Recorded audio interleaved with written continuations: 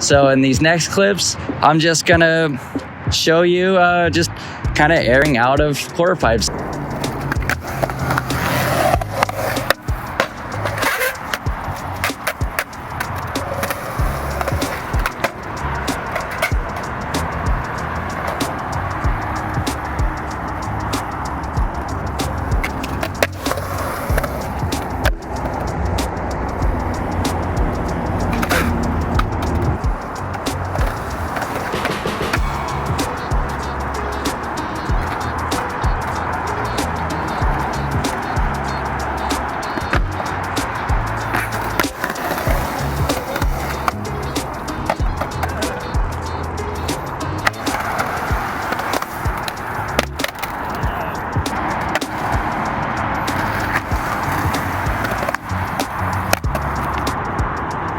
Yeah, that's how to air out the quarter pipe. It's pretty simple.